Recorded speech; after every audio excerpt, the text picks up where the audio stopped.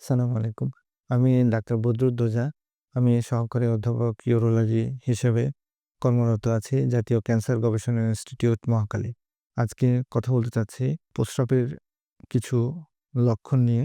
আমাদের মধ্যে অনেকেই লক্ষ্য করেন যে উনি যখন প্রস্রাব করতে বসেন, বসলেই প্রস্রাব আসে না।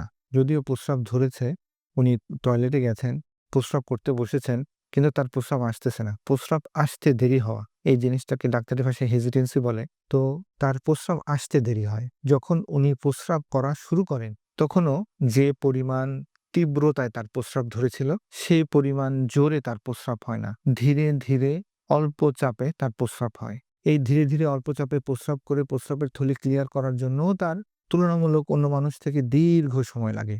এই যে উনি ধীরে, ধীরে প্রস্রাব করছেন, এটাও আবার থেমে, থেমে প্রস্রাব হচ্ছে। কিছুক্ষণ হয়, আবার বন্ধ থাকে, আবার হয়, আবার বন্ধ থাকে, এরকম। প্রস্রাব করার পর ও দীর্ঘ সময় ফোঁটা, ফোঁটা প্রস্রাব পড়ে। এই সমস্ত বিষয়গুলোকে একত্রে আমরা LUTS বলি, লোয়ার ইউরিনারি ট্র্যাক্ট সিম্পটম।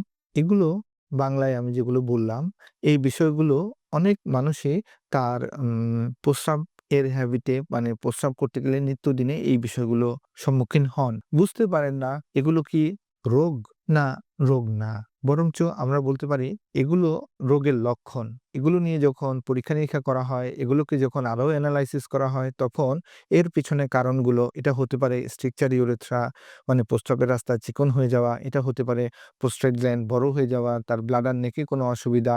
মানে এই অসুবিধাগুলোর লক্ষণ হচ্ছে এই প্রস্রাবের যে লক্ষণগুলো বললাম এগুলো। মানে সহজ কথায় প্রস্রাব করতে কষ্ট হওয়া। আশা করি এই লক্ষণগুলো দেখলে আপনি সচেতন হবেন এবং আপনার নিকটস্থ ইউরোলজিস্ট এর পরামর্শ নিবেন।